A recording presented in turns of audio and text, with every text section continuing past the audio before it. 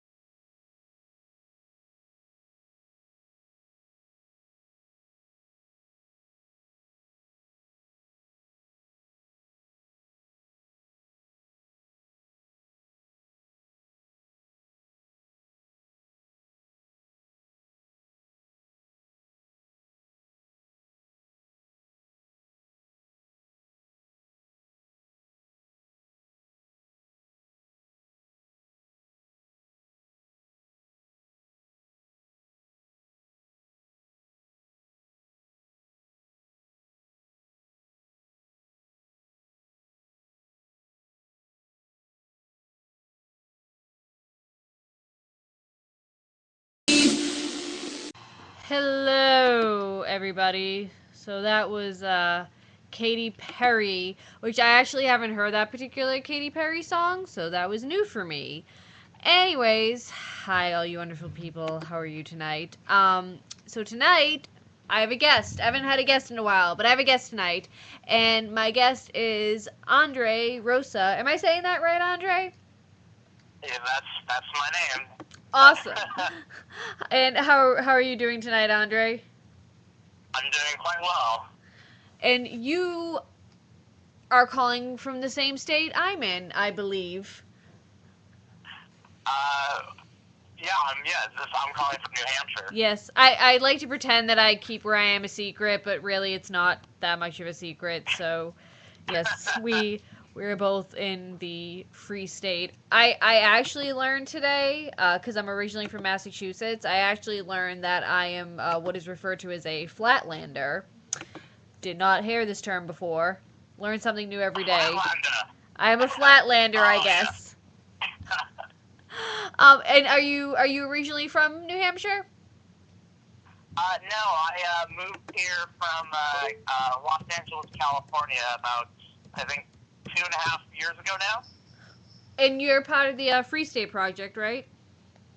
Yes, I did move here for the Free State Project. That was that like a kind of a culture shock from you, like moving where it's like warm all the time to like, oh my God, there's winters now. Yes, oh my God. I actually lived in Utah for a year or so, and I didn't even get, and Mormons live there, and I did not get as much of a culture shock there as I did moving to New England. Well, one of the things Very that different here. it, I can imagine. So, I want to talk to you about this whole drag queens and covered bridges thing. And I guess, like, the first, which is probably an obvious question, is what exactly is drag queens and covered bridges?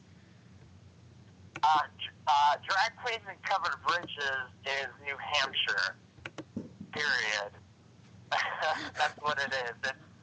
It's what when I first moved here, what I saw was I think a perfect mashup, perfect cross section of what's going on in New Hampshire right now. Interesting. Because, see, I definitely see the covered bridges part of it. Um, but the drag queen part, like, not like outside of like Manchester, and I mean, and I haven't really gotten too much of a chance to like explore the community, but is there a like big drag community? Like, are there a lot of like drag shows and stuff in New Hampshire?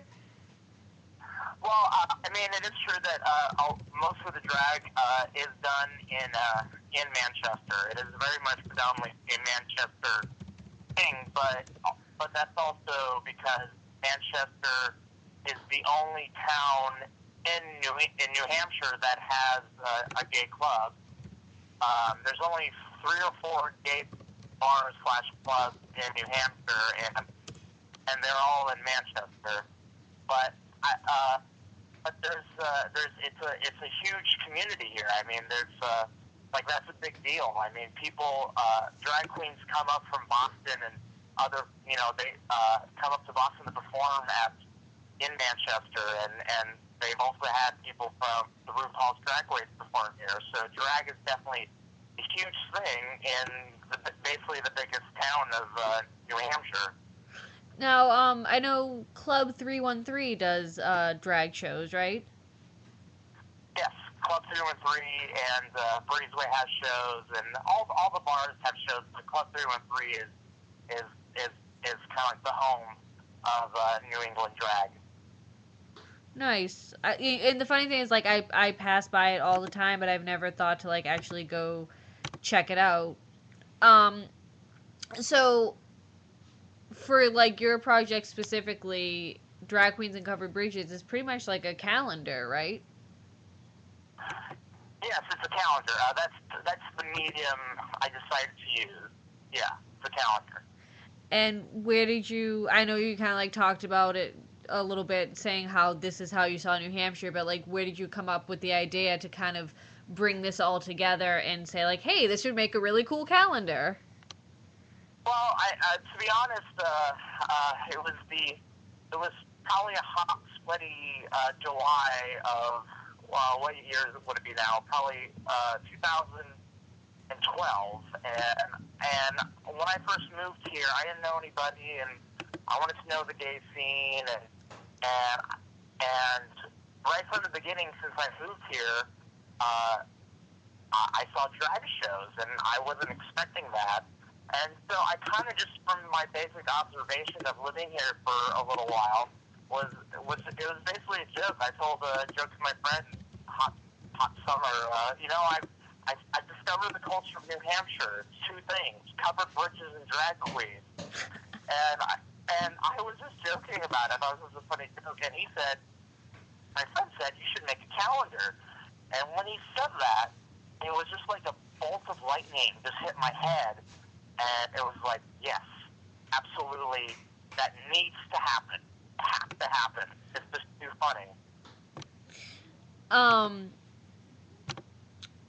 So, and forgive me if this is like a little bit blunt, but why drag queens? I mean, I know like you were saying that they kind of like represent like a lot of like the culture in New Hampshire, but hey, politicians do, and like all, you know, different sorts of people. Like, why drag queens specifically? Well, well, one, I think, I'm from Los Angeles, and there's a lot of, when I first came here, I was looking for essentially what New Hampshire had to offer entertainment, and right now, the baseline, constant, you can see them any time of the day, basically, like hardcore, like culture that's being presented all the time is drag queens. And I thought that drag queens were such a fascinating juxtaposition to the fact that this is New Hampshire, which is a very quaint, quiet place. I mean, these are towns, towns like dispersed around an area, and you don't see, when you think about New Hampshire, you don't think about drag queens at all. Like, and so I just thought that, why drag queens? Because they're actually a huge part of the culture of New Hampshire. Even they've there's performances all the time, and everyone should go see them because they're great. So I have a question from the chat room, from RXE49. By the way, hi to everybody in the chat room. He's asking, is the calendar project for profit, or is the money going to support some kind of cause or organization? The cause it supports is paying my student loans. It's a very good cause. Very good cause. I recently finished school, so I feel you on that one. Totally understand. So, this baby needs a new pair of, what's the saying? This baby needs a new pair of shoes. Yes, something like that. So can you talk a little bit about the process for like finding the models? Like, did you put out like an open call? Did you ask people individually? Sure. So basically, I Facebook stalked, and I already knew a good handful of the drag queens, and I really did just go through Facebook, and I really wanted, even though there are exceptions to the rule, but I really wanted specifically drag queens who are from New Hampshire. It really, like, a lot of them are from Boston. There's also a large drag queen community in Boston, and so I basically Facebook stalked. And then I also went Club 313, and sometimes, like, there was a performance I saw. I was like, oh my God, this is great. I need to ask her if she wants to be in this. And I actually did that a couple times. I had original people I wanted in it that I then essentially replaced because I saw a performance. And I made a list, and I made a list of people I wanted, and I went to each of them individually, and I said, would you want to be a part of this? And then I shot this over the course of a year.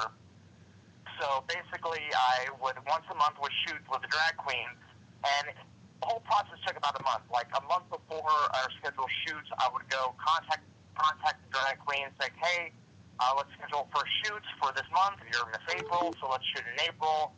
And it takes about 2 or 3 weeks to schedule appropriately. And then once I gave everyone once I told everybody who I wanted to be in it, and then I once a month would go remind them essentially, hey, do you still want to be in this? Let's schedule a date, and that was it. That was the process.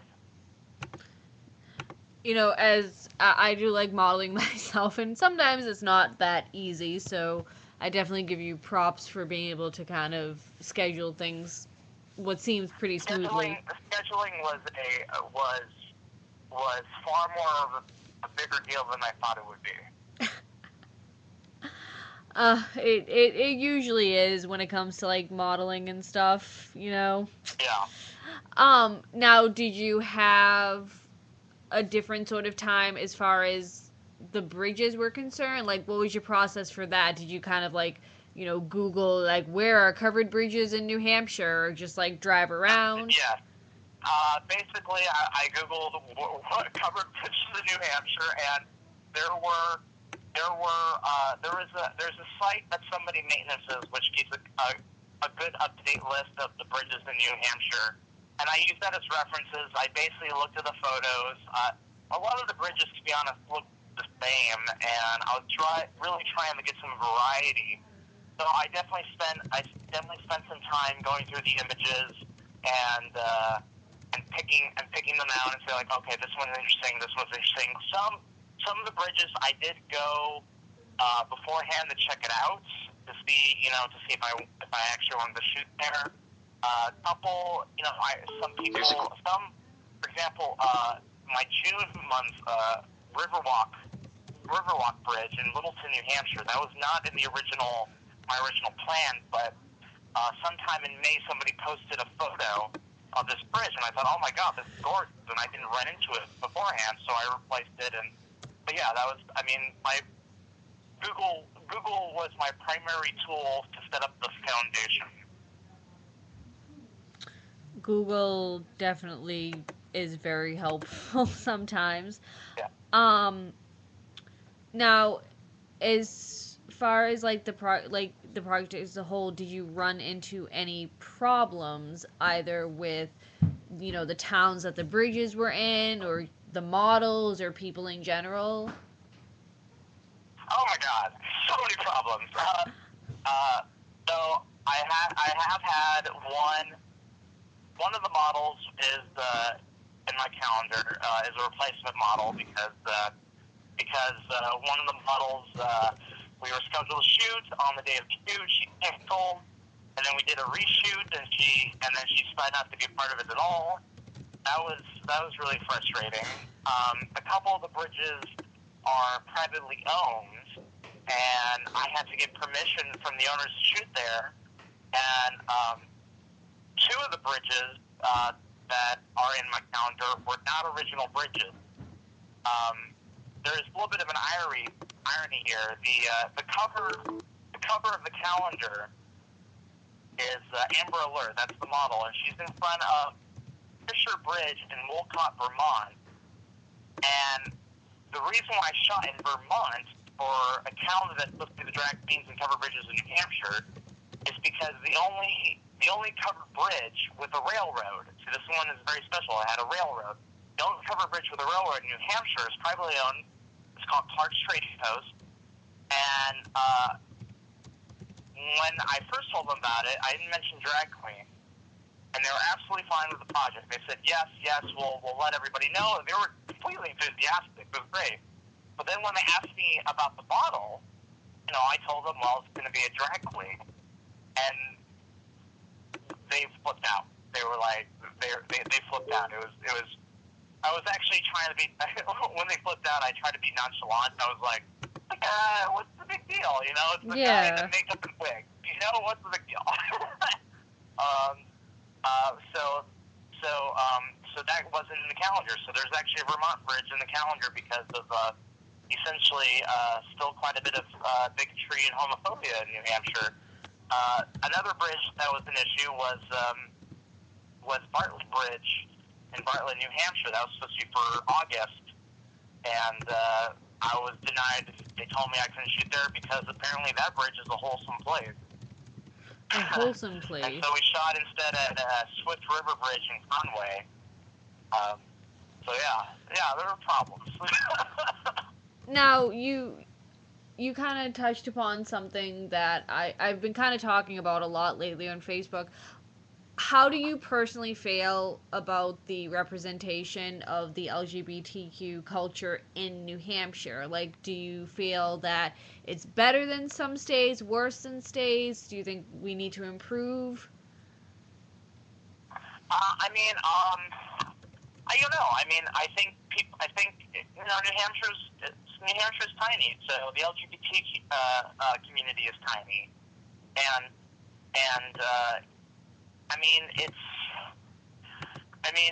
the demand is there to meet what's there in a lot of the community is in Manchester, and a lot of LGBT outside of Manchester, what they do is they'll have gay nights. Like I went to go, I think in Epping, I forget what town I went to, but they have like a gay night every Tuesday night. I know people from Keene who come to Manchester, so I mean, outside of Manchester, I think a lot of people have gay night. Mm-hmm. And is it representative? Well, I think the thing is that New Hampshire is very town specific, and the more south you are, like Portsmouth, Nashua, Manchester, and Keene, which is a college town, they're very progressive. They're very LGBT friendly.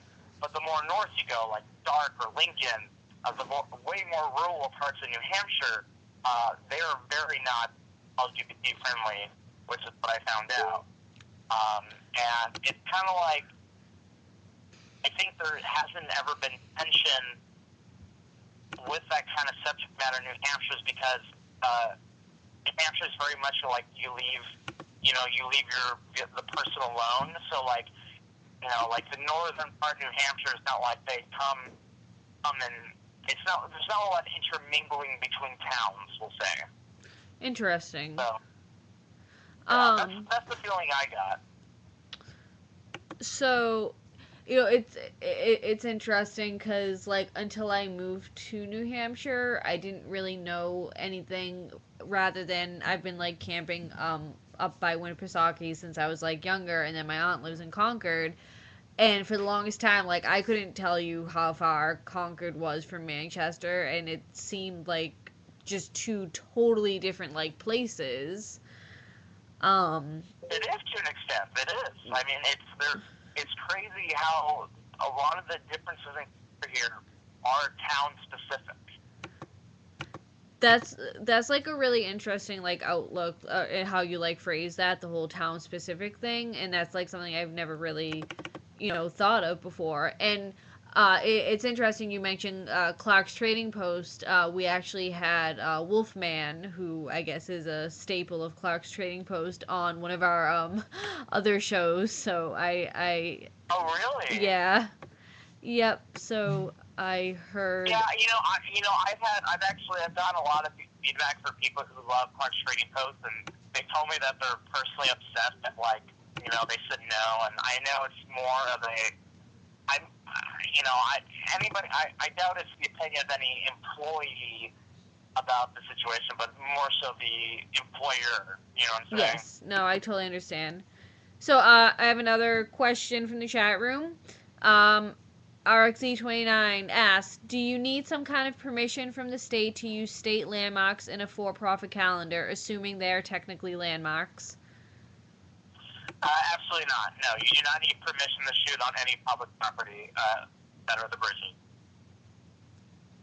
Absolutely not. The only permission you need, and this is actually, I'm kind of against it because I'm against intellectual property, but the only place that you need permission to shoot are private, if you're going to shoot on private property. Interesting. So you kind of like were talking, about the problems you ran into. Do you have any like kind of like fun stories from like shoots, like stuff that like really sticks out in your mind? Yeah, actually, after when we ran into the Bartlett Bridge issue, and I literally did drive home crying because I really did not know like a wholesome place could have such powerful effect on my emotions as it did. But I was shooting when we decided to go with Swift River Bridge the next day. I was shooting with Layla McQueen and this father and daughter. This is Conway, New Hampshire. It's kind of a touristy town. Yep. And this father and daughter show up, and they apologize for interrupting the shoot, but they they needed to interrupt the shoot because this little girl was convinced that this was a photo shoot with Lady Gaga. Oh, that's awesome. Yeah, it was great, and they were completely enamored. They were like, "Oh my God, this is so great! We never see anything like this up here in Conway." And they weren't the only they weren't the only ones who interrupted us. A couple other people after the shoot because they were just completely fascinated that this was happening, and that was great. That kind of restored just a little bit of faith in humanity for me. You know that it's, not everyone is there's people there who maybe drag queens aren't necessarily a thing, but you can appreciate its extravagance. Exactly. Exactly. Now, it's a calendar, and what I'm curious about is, did the girls, or rather the drag queens, get to pick the months that they wanted, or did you just kind of randomly assign them? Did they get to make, preferences or anything? I did in the first email that I sent out to everybody. They let me know your preference for a month, and I did use that as influence, but I made the final decisions on everything. I decided the month I wanted the girls in. I decided. And usually the relationship goes like when I go for a shoot, I say okay, we're shooting in March. This is what I want. I want you to be for example, Lady Sabrina shot in April, and I said, I want you, because they did the costume, they did the makeup, they did the hair, but I gave them a motivation, a motive. So I said, I want you to imagine, your Little Red Riding Hood, and you're going through a forest, and I want you to. That's the outfit I want. And then whatever interpretation they got from that is what we got for their outfits. And I imagine, since they're drag queens and obviously fabulous, that they already had tons of wardrobe and stuff. Oh yeah. If you ever been into a drag queen closet, it's a sea of clothing. And lots of glitter and sequins and boas and awesomeness. Exactly. Now, kind of a side question, what would you say are some misconceptions about drag queens? I know one for me is the automatic assumption that a drag queen is either gay or transgender. Well, I have to admit, I haven't met any straight drag queens personally, but that is not a criteria at all. You essentially, drag queen is somebody is essentially a male who puts on makeup in a costume, and there's feminine quality to their outfit. And obviously, the opposite equivalent that would be a drag king. Sexual orientation is not necessary to do that. Exactly. But it is though. It is a culture that arose within the LGBT community. So it's definitely. You're predominantly going to find that kind of gay man dressing up as a drag queen. But it's not it's a performance. It's a performance attitude. It's a form of theater, is what it is. And it's an awesome. I have to say, I've never actually been to a drag show myself, but I would really like to go. Well, you should come to Club 313 on a Friday or Saturday. Friday or Saturday, 313.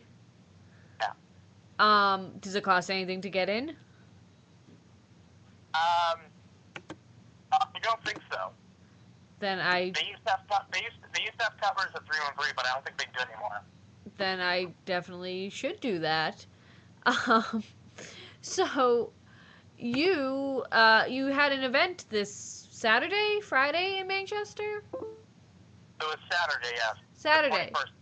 What was that all about? How'd that go? It went great. It was basically a top shelf gallery and art collective. It's a tattoo parlor that owns 2 stories of the building, and they wanted to use 1 story of the building for essentially gallery showings, and basically kind of gets, I will have to admit, Manchester is a little bit dirt in terms of the arts and culture. That's why I find the drag queen stuff here so important. And basically, I had a show there showcasing my calendars and had all the individual prints up, and there was a couple of bands who were playing there, and it was great. It was a great event. I got a lot of feedback. I actually struck up, I think, a friendship with the owner there. He was absolutely in love with the photos. I've actually gotten a tattoo at Top Shelf before, so I'm very familiar with it. But I like... Yeah, they're really cool guys. I met a whole bunch of them. They're really cool. And I like the idea that they have that, like, kind of space down there for people like you to, exhibit their work and stuff. I think so too. I think it's great. I fully support it. Now, do you have any other plans or future plans for any, like, events like that to kind of exhibit, like, prints and sell calendars? Well, no. So, I mean, I kind of think, so, I don't, like, make calendars for a living. This was just an idea which I wanted to express, and so I used whatever medium I needed to express it. Which was in calendar format with wonderful drag queens and wonderful bridges. But I do have a next project coming up. It's a little bit top secret, but basically it's I don't even know how to put it, but it's I kind of want to essentially make mobile art. So I'm gonna be doing something with a traveling arts venue kind of thing. And I think I'm going to leave it at that. Interesting. That kind of, my next question was going to be, do you have any, like, future photo projects that you're going to be doing? So... The next project is going to be completely mechanical work. Construction. Interesting.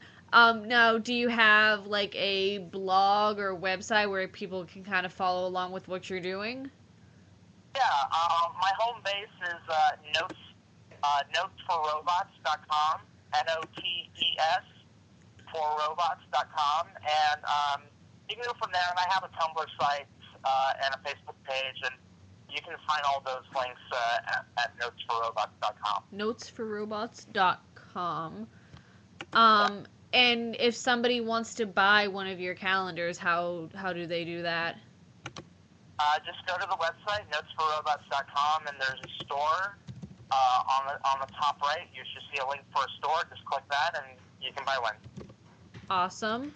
So thank you so much for, like, hanging out with me tonight. I think the project is awesome. I love, like, what you did, and I'm glad that, you did kind of have a little bit of bigotry there that you pushed through, and, when in the pictures, I've seen them, and, the whole juxtaposition, like you were saying, it's what makes it awesome, and I definitely applaud you for it. Thank you so much. So we're going to let you go. You have an awesome rest of your night. Have a great Christmas, too. Happy holidays. All right. Merry Christmas. All right. Bye, Andre. Bye. Alright, so that was Andre Rosa. I actually have his blog up right now. I am going to go paste it on my Facebook page. By the way, if you guys haven't yet, you can like my Facebook page. I have like 17 of them. But the one specifically I'm talking about is facebook.com/NoBoundariesIPM. If you're currently on my page, then there should be a little buttony thing there that you can click on, and it'll bring you to my Facebook page. So like me, because I like being liked, and I have low self-esteem, and I need to validate myself by being liked on Facebook. So anyways, next week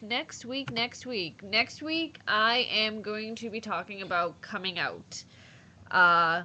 Just a whole bunch of stuff, coming out as gay and trans and Republican or whatever.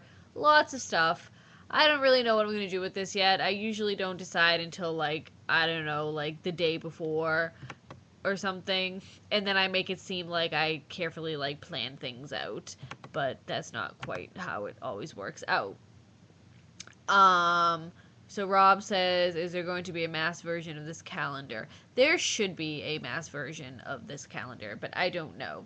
Anyways, so I had Andre pick both songs, intro and outro. So this is the other one that he picked. You guys, whatever holiday you celebrate, please have an awesome, safe, wonderful, great, fantastic holiday. I'm working, but that's okay. All right. Love you all. Bye.